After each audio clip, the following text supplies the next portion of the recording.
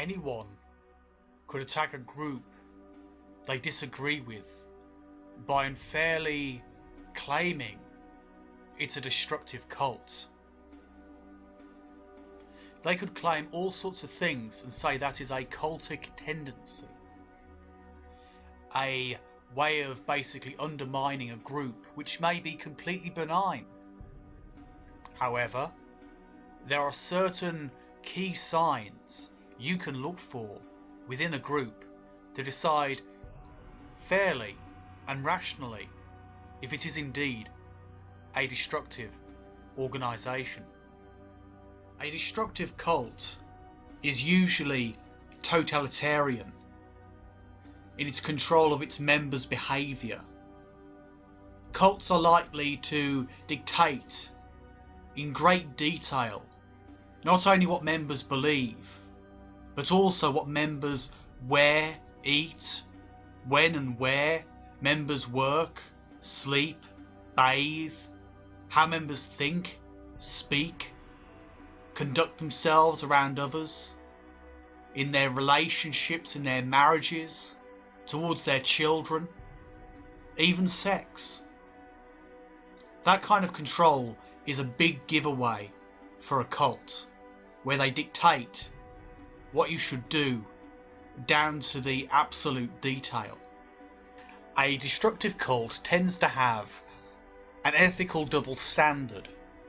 Members are urged to be obedient to the cult, to carefully follow the cult rules. They are also encouraged to be revealing and open in the group, confessing all to the leaders. On the other hand, outside the cult, they're encouraged to act unethically, manipulating outsiders or non-members, either deceiving them or simply revealing very little about themselves or their group.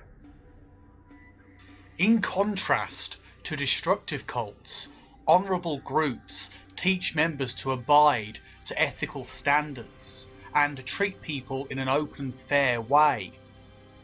The unethical, the destructive organisations believe in restriction of information. It is a key defence from the person being influenced by perhaps more intelligent ideas, and for the group not to be exposed as being a destructive mind control organisation.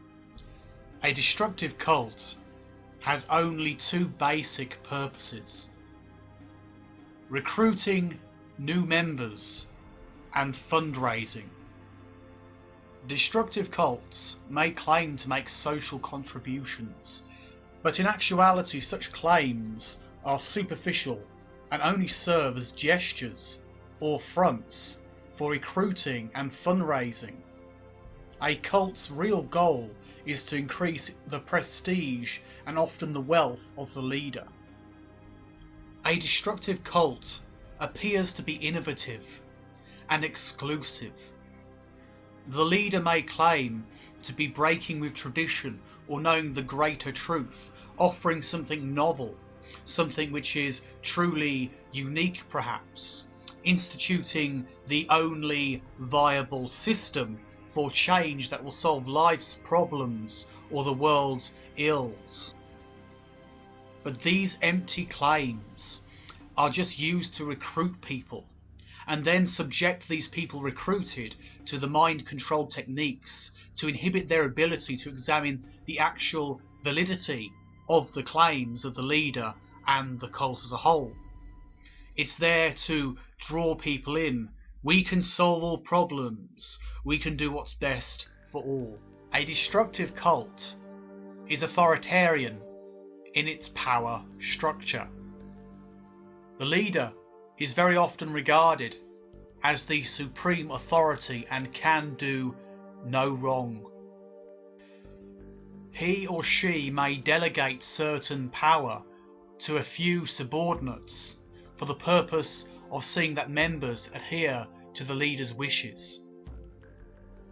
There is no appeal outside his or her system to a greater system of justice. You cannot question and you cannot go beyond the leader. The leader is the final ruling authority on all matters. A destructive cult's leader is a self-appointed messianic person claiming to have a special mission in life. For example, leaders of UFO cults have claimed that beings from outer space have commissioned them to lead people away from the Earth, so that the leaders can save them from impending doom.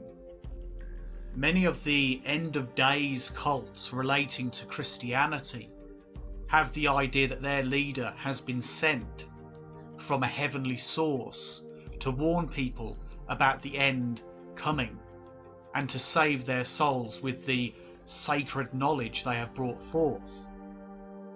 A destructive cult's leader centers the veneration of members upon himself or herself.